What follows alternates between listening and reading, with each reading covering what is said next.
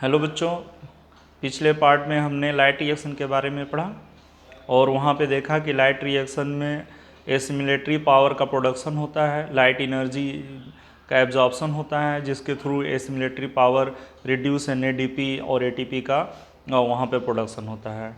और इस पार्ट में हम जो है डार्क रिएक्शन के बारे में पढ़ेंगे। देखिए डार्क रिएक्शन में क्या होता है। डार्क रिएक्शन में जो लाइट रिएक्शन में बने एसिमिलेटरी पावर होते हैं उनके हेल्प से कार्बन डाइऑक्साइड का रिडक्शन करके कार्बोहाइड्रेट का प्रोडक्शन होता है।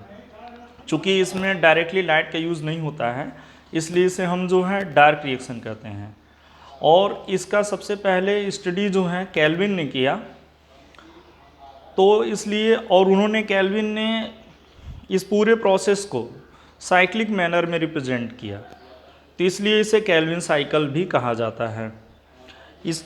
इसको जो है केल्विन साइकिल भी कहते हैं, C3 साइकिल भी कहते हैं। C3 साइकिल इसलिए कहते हैं क्योंकि इसमें सबसे पहला जो स्टेबल कंपाउंड बनता है 3-फॉस्फोग्लिसरिक एसिड या 3-फॉस्फोग्लिसरेट बनता है, जो 3 कार्बन वाला कंपाउंड होता है, इसलिए इसको हम C3 साइकिल भी कहते हैं। और इसे रिडक्टिव पेंटोज फास्फेट साइकिल भी कहते हैं या ब्लैकमैन रिएक्शन भी कहते हैं। इसमें क्या होता है, इसमें देखिए जो लाइट रिएक्शन में बने एसिमिलेटरी पावर होते हैं उसके हेल्प से कार्बन डाइऑक्साइड का रिडक्शन करके कार्बोहाइड्रेट का फॉर्मेशन होता है। And it was estimated by scientist that about 200 billion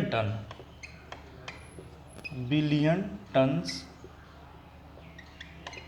carbon dioxide is converted into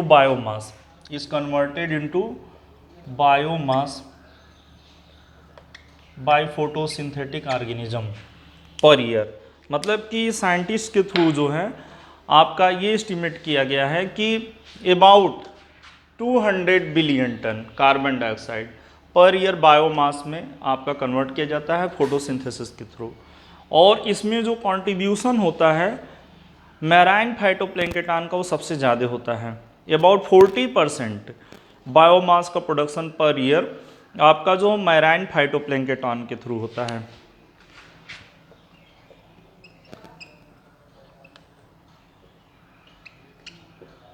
marine phytoplankton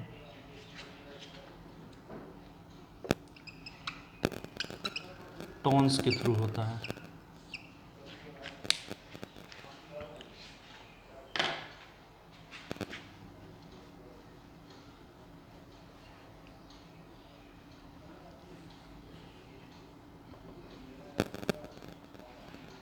देखिए C3 साइकिल में आपके 3 जो आपके इम्पोर्टेंट स्टेप होते हैं। पहला होता है कार्बोक्सिलेशन, दूसरा होता है रिडक्शन, तीसरा होता है रीजनरेशन।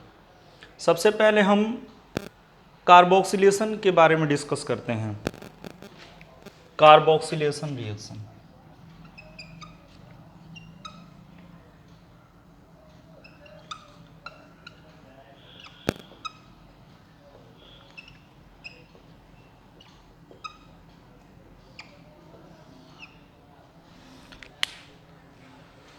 कार्बोक्सिलेशन रिएक्शन में क्या होता है, देखिए ये C3 साइकिल या केल्विन साइकिल आपकी क्लोरोप्लास्ट के स्ट्रोमा में चलती है।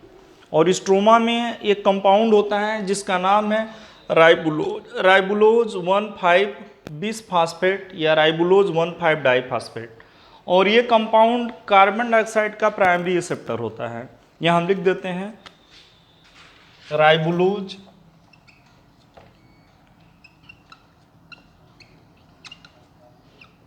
1,5 बिसफास्फेट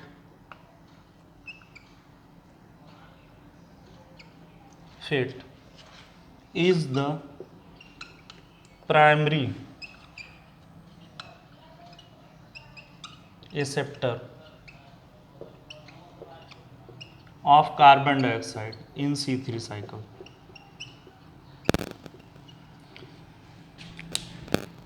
It means carbon dioxide first combined with the ribulose 1,5 bisphosphate जो आपका कार्बन डाइऑक्साइड सबसे पहले इस कंपाउंड से कंबाइंड होता है, इसलिए इसको हम जो है प्राइमरी एक्सेप्टर कहते हैं C3 या केल्विन साइकिल का। देखिए पहला जो इसमें स्टेप होता है कार्बोक्सिलेशन। कार्बोक्सिलेशन रिएक्शन में देखिए होता क्या है, आपका कार्बन डाइऑक्साइड और वाटर राइबोलोज 1,5 बिस फास्फेट से कंबाइंड होते हैं और आपके 2 मॉलिक्यूल्स 3 फास्फोग्लिसरेट या ग्लिसरिक एसिड, जिसे शॉर्ट में हम जो है 3PGA कहते हैं, उसको बनाते हैं। तो पहले रिएक्शन में देखिए आपका कार्बोक्सिलेशन में क्या होगा, राइबोलोज 1,5 बिस फास्फेट जो होगा कंबाइंड होगा कार्बन डाइऑक्साइड और वाटर से,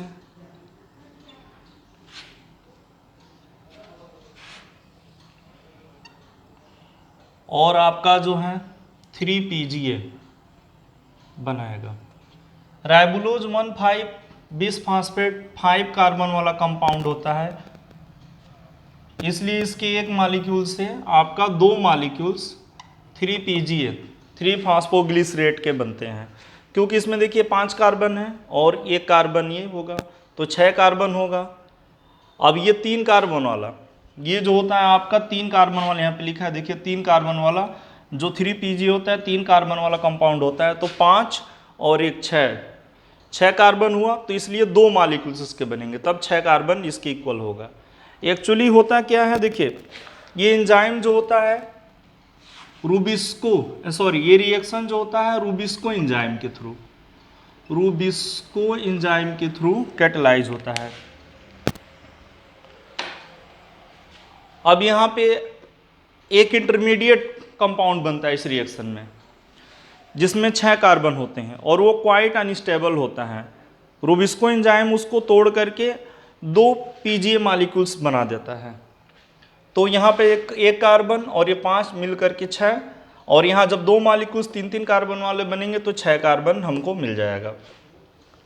देखिए रूबिस्को एंजाइम जो है ये क्या एंजाइम होता है, रूबिस्को एक बहुत इंपॉर्टेंट और क्रूशियल एंजाइम होता है। रूबिस्को का जो फुल फॉर्म होता है राइबोलोज 1,5 बाईफास्फेट कार्बोक्सिलेज ऑक्सीजनेज। देखिए यहाँ पे सी मीन्स कार्बोक्सिलेज और O मीन्स ऑक्सीजनेज। एक्चुअली जो होता है आपका रूबिस्को एंजाइम आपका डुअल प्रॉपर्टी रखता है। पहली प्रॉपर्टी के कारण वो ये जो सबस्ट्रेट है राइबोलोज 1,5 बाईफास्फेट, इसका कार्बोक्सिलेशन करता है, मतलब कि इसको कार्बन डाइऑक्साइड से जोड़ता है, इस रिएक्शन को कैटेलाइज करता है। और दूसरी प्रॉपर्टी में इसी सबस्ट्रेट का ये ऑक्सीजनेशन भी करता है। तो जो आपका रूबिस्को एंजाइम जो होता है इसकी जो है डुअल प्रॉपर्टी होती है, कार्बोक्सिलेशन भी प्रॉपर्टी होती है और ऑक्सीजनेशन भी प्रॉपर्टी होती है। एक रिएक्शन में ये जो है सबस्ट्रेट ये होगा इसके लिए राइबोलोज 1,5 बिसफॉस्फेट, इसका जो है आपका कार्बोक्सिलेशन करता है, और दूसरे रिएक्शन में जो आपका इसका ऑक्सीजनेशन भी करता है। C3 साइकिल में यहाँ एक कार्बोक्सिलेशन करता है और फोटो जो रिस्पायरेशन के समय में इसी सबस्ट्रेट का वो ऑक्सीजनेशन भी कर देता है। इसलिए ये आपका यहाँ पे C और O लगा है, C for carboxylation, O for oxygenation, क्योंकि इसकी दोहरी प्रॉपर्टी होती है। और ये जो एंजाइम जो होता है मोस्ट एबुडेंट एंजाइम्स होता है प्लांट किंगडम में। अबाउट 40% जो प्रोटीन्स होती हैं प्लांट लीव्स में वो रूबिस्को की हुई होती हैं। जितना टोटल आपका जो प्रोटीनें होती हैं उसका 40% आपका रूबिस्को ही होता है, और सबसे ज़्यादा पाया जाने वाला ये प्रोटीन है प्लांट किंगडम में, या मोस्ट एबुडेंट एंजाइम्स होता है, ये आपको याद रखना है। और इसका कोफैक्टर मैग्नीशियम आयन होते हैं। The factors of rubisco is magnesium ion. Cofactor ऐसे मेटल आयन या इनऑर्गेनिक मॉलिक्यूल्स होंगे जो एंजाइम एक्टिविटी के लिए बहुत ज़रूरी होते हैं। तो रूबिस्को की एक्टिविटी के लिए मैग्नीशियम आयन की ज़रूरत पड़ती है। इसलिए रूबिस्को का कोफैक्टर मैग्नीशियम आयन होता है। तो पहले रिएक्शन में देखिए आपका क्या होता है, नेट रिजल्ट ये होता है कि 2 मॉलिक्यूल्स 3 PGA के बनते हैं। अब सेकेंड रिएक्शन को पढ़ते हैं, रिडक्शन।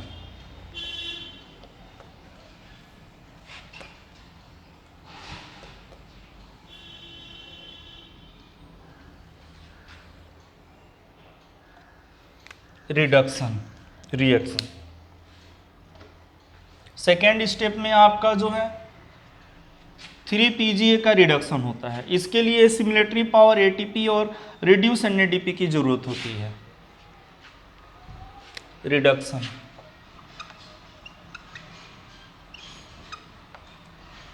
ये रिएक्शन आपका 2 स्टेप में होता है। पहले स्टेप में जो होगा 3 PGA ATP के साथ कंबाइंड होता है, and this reaction is catalysed by an enzyme phosphoglycerate kinase. और इस रिएक्शन में आपका 1,3-डाईफॉस्फोग्लिसरेट बनता है।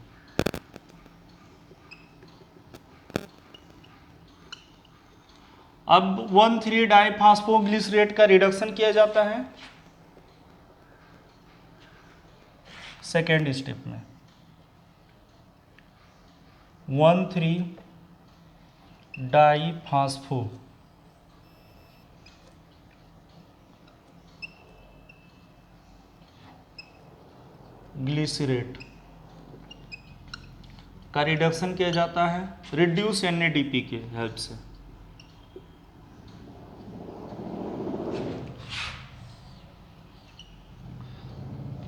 और इस रिएक्शन में एक फास्फेट निकल भी जाता है,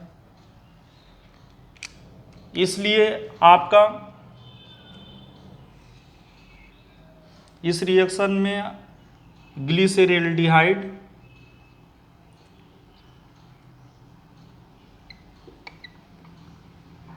थ्री फास्फेट बनता है।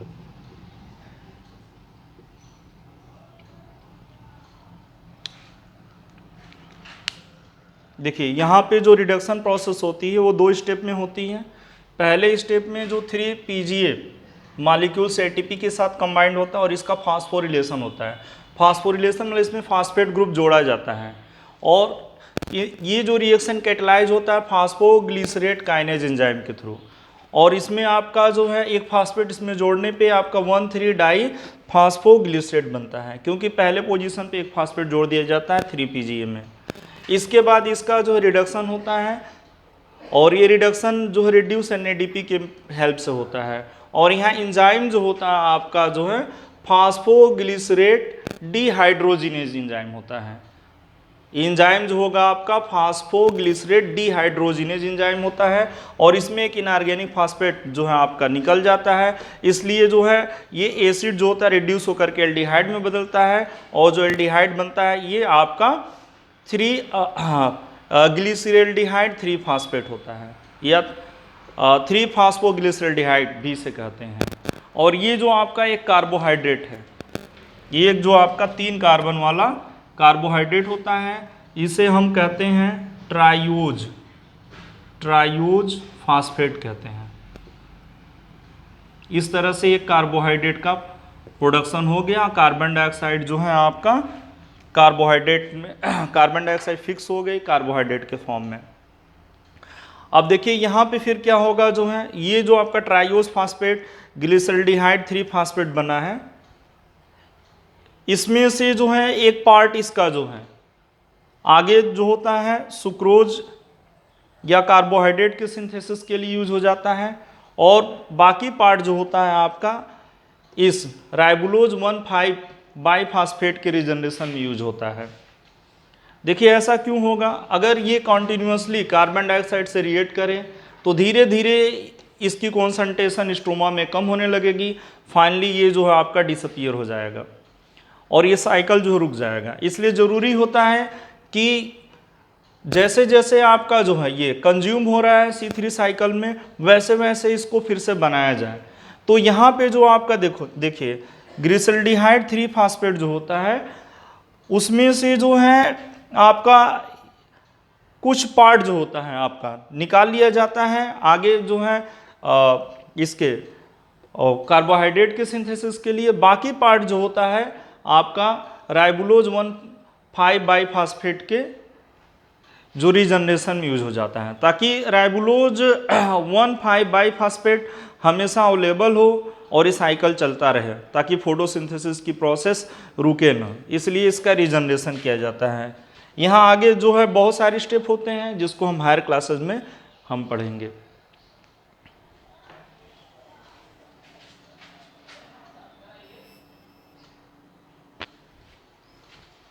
देखिए बच्चों, हमने पढ़ा जो है कि राइबोलोज 1,5 बाईफास्फेट का कार्बोक्सिलेशन होता है और यहाँ पे आपके जो है 2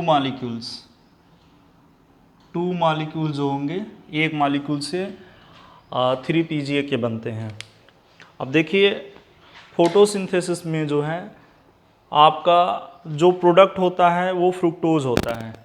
इसका जो कार्बोहाइड्रेट जो सिंथेसाइज होता है फ्रुक्टोज होता है, तो फ्रुक्टोज आपका 6 कार्बन वाला कंपाउंड होता है, इसलिए यहाँ पे 6 कार्बन डाइऑक्साइड का हमें यूज़ करना पड़ेगा और 6 मॉलिक्यूल्स जो हैं वाटर के भी यूज़ यहाँ पे होंगे और 6 मॉलिक्यूल्स जो हैं आपके यहाँ पे इसके भी यूज होंगे राइबोलोज 1,5 बिसफास्फेट या डाइफास्फेट के। अब चूंकि इसके एक मॉलिक्यूल से हमने बताया कि 2 मॉलिक्यूल्स PGA के बनते हैं, तो इसके 12 मॉलिक्यूल्स प्रोड्यूस होंगे। अब देखिए 12 मॉलिक्यूल्स के फास्फोरिलेशन के लिए जो है आपका 12 ATP की ज़रूरत पड़ेगी, जिससे आपका 12 मॉलिक्यूल्स यहाँ पे 1,3 डाईफास्फोग्लिसरेट बनेंगे और इसके 12 मॉलिक्यूल्स के ये 1,3 डाईफास्फोग्लिसरेट के रिडक्शन के लिए 12 मॉलिक्यूल्स रिड्यूस NADP की भी ज़रूरत होगी और इस प्रोसेस में आपका इनऑर्गेनिक फास्फेट जो है आपका रिमूव हो जाता है। इस तरह से आपका टोटल यहाँ पे 12 मॉलिक्यूल जो होगा आपका 3 फास्फो, ये 2 बार लिख दिया गया सॉरी, 3 फास्फो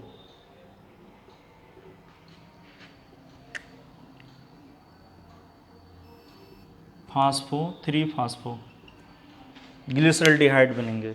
अब देखिए इसमें से 12 मॉलिक्यूल्स में से 5 जो मॉलिक्यूल्स होंगे इसको जो है आइसोमेराइज किया जाएगा। इंजाइम होगा यहाँ पे आइसोमेरेज इंजाइम। आइसोमेरेज इंजाइम से इसे कीटोन में बदल देते हैं। जो कीटोन बनता है डाई हाइड्रोक्सी एसीटोन फास्फेट बनता है और इसमें भी आपका देखिए कार्बन की जो नंबर 3 होती हैं, इसमें भी 3 होती हैं और यहाँ पे भी 3 होगा, सब में 3 कार्बन होते हैं। तो जो 12 मॉलिक्यूल्स बन रहे हैं उसमें से 5 को आइसोमेरेज एंजाइम आइसोमर कीटोन में बदलता है डाईहाइड्रोक्सी एसीटोन फास्फेट में से। इसमें से 3 मॉलिक्यूल्स ये जो कीटोन के और ये 3 मॉलिक्यूल्स जो एल्डिहाइड के 3 फास्फोग्लिसरॉल्डिहाइड जो कार्बोहाइड्रेट है इसको जोड़ा जाता है और यहाँ जो एंजाइम होता है एल्डोलेज एंजाइम होता है। इनको जोड़ करके जो है आपका कार्बोहाइड्रेट फ्रुक्टोज 1,6 डाईफास्फेट बनाता है। इसमें से एक फास्फेट निकल जाता है तो फ्रुक्टोज 6 फास्फेट बनता है। अब देखिए 3 मॉलिक्यूल से और 3 मॉलिक्यूल से तो कुल कितने मॉलिक्यूल्स बनेंगे आपके 6 इसके जो है आपके 3 मॉलिक्यूल्स बनेंगे, क्योंकि इसमें जो आपका कार्बन जो होता है 6 होता है, इसमें 6 कार्बन होगा और इसमें 3 कार्बन है और इसमें भी 3 कार्बन है, तो इसमें हो गया 6 कार्बन हो गया और 3 मॉलिक्यूल्स इसके। तो 3 मॉलिक्यूल्स जो होते हैं आपके 3 मॉलिक्यूल्स यहाँ मैं लिख दे रहा हूँ। 3 मॉलिक्यूल्स देखिए इसके जो कीटोन होता है डाईहाइड्रोक्सी एसीटोन फास्फेट और इसके 3 मॉलिक्यूल्स फास्फोग्लिसरॉल्डिहाइड का कंडेंसेशन होता है जिसमें ये दोनों जुड़ते हैं और कार्बोहाइड्रेट फ्रुक्टोज 1,6 डाईफास्फेट बनाते हैं। इसमें इसका जो है दिए फिर डीफास्फोरिलेशन होता है जिससे आपका जो है फ्रुक्टोज 6 फास्फेट बनता है। इसके भी 3 मॉलिक्यूल्स ही होंगे। इसमें से एक मॉलिक्यूल जो होता है आपका निकाल लिया जाता है आगे के लिए यूज़ के लिए, स्टार्च या शुगर या और भी चीज़ों के सिंथेसिस के लिए, और दो मॉलिक्यूल्स इसके फिर बचे जो रहते हैं, इसके दो मॉलिक्यूल्स और यहाँ से जो चार मॉलिक्यूल्स इसके, ये दो और दो मॉलिक्यूल्स इसके, इन सब का यूज जो होता है राइबोलोज 1,5 बाईफास्फेट के रीजनरेशन में हो जाता है, और यहाँ 6 ATP की भी हमको ज़रूरत पड़ती है। तो अगर हम नंबर ऑफ ATP देखें कि एक जो मॉलिक्यूल्स जो होगा आपका जो है फ्रुक्टोज के सिंथेसिस में कितने जो है ATP, क्योंकि देखिए यहाँ पे एक ही मॉलिक्यूल्स हम ये साइकिल से निकल करके जो प्रोडक्ट के फॉर्म में आ पा रहा है, बाकी जो 3 मॉलिक्यूल्स में से 2 मॉलिक्यूल्स रीजनरेशन में यूज हो जाते हैं राइबोलोज 1,5 बाईफास्फेट के। तो अगर हम ये देखें कितने ATP और NADP खर्च हुए, तो देखिए यहाँ पे जो आपका एक मॉलिक्यूल्स जो होगा फ्रुक्टोज के सिंथेसिस के लिए यहाँ 12 ATP और यहाँ 6 ATP यूज होता है केल्विन साइकिल में। तो टोटल ATP जो यूज होगा, टोटल ATP की नंबर हो जाएगी आपकी कितनी, 12 ATP प्लस 6 ATP। 12 ATP इधर फास्फोरिलेशन और रिडक्शन वाले प्रोसेस में और 6 रीजनरेशन वाले प्रोसेस में, 6 ATP। तो टोटल 18 ATP का जो है यूज इस साइकिल में होता है 6 कार्बन वाले कार्बोहाइड्रेट फ्रुक्टोज के सिंथेसिस के लिए, क्योंकि यही फ्रुक्टोज ही जो आपका कार्बोहाइड्रेट होता है जो 6 कार्बन वाला होता है। ये भी एक कार्बोहाइड्रेट है बट ये 3 वाला होता है, तो 6 वाला बनाया जाता है। 3 मॉलिक्यूल्स बनते हैं, एक मॉलिक्यूल्स निकाल लिया जाता है, बाकी जो 2 मॉलिक्यूल्स होते हैं देखिए यहाँ पे लिखा है 2 मॉलिक्यूल्स रीजनरेशन में यूज हो जाते हैं। तो इस पूरे प्रोसेस को, पूरे साइकिल को चलाने के लिए टोटल ATP की जो एनर्जी खर्च होती है वो 18 ATP की एनर्जी खर्च होती है। ऐसे ही जो है आपका देखिए यहाँ पे हम अगर रिड्यूस NADP की बात करें तो यहाँ क्लियर है कि 6 कार्बन डाइऑक्साइड का अगर यूज हो रहा है साइकिल में, तो आपका 6 कार्बन वाला जो है प्रोडक्ट लेने के लिए, कार्बोहाइड्रेट प्रोडक्ट लेने के लिए हमें 12 NADP की जरूरत होगी। तो टोटल जो NADP की जरूरत होगी वो आपकी रिड्यूस NADP की 12 होती है। तो एक मॉलिक्यूल्स ग्लूकोज या फ्रुक्टोज को सिंथेसिस के लिए 6 मॉलिक्यूल्स कार्बन डाइऑक्साइड चाहिए साइकिल में, और इसके लिए 18 मॉलिक्यूल्स ATP की जरूरत पड़ती है और 12 मॉलिक्यूल्स NADP की जरूरत पड़ती है।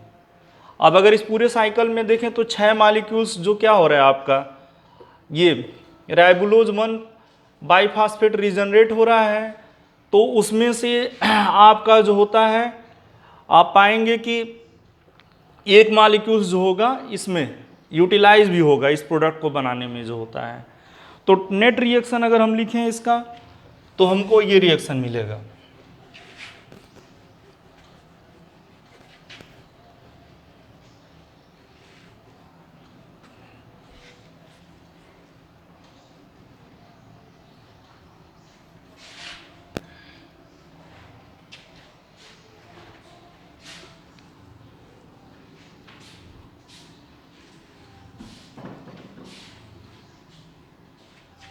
नेट रिएक्शन जो होगा आपका 6 CO2 plus 11 H2O plus 18 ATP plus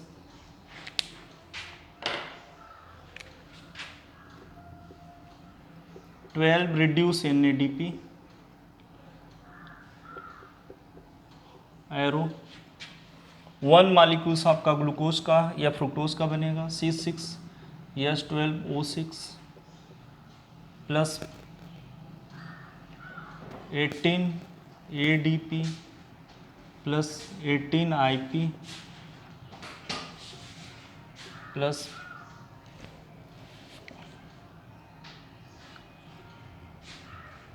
12 NADP oxidise produce होंगे, और आपका जो है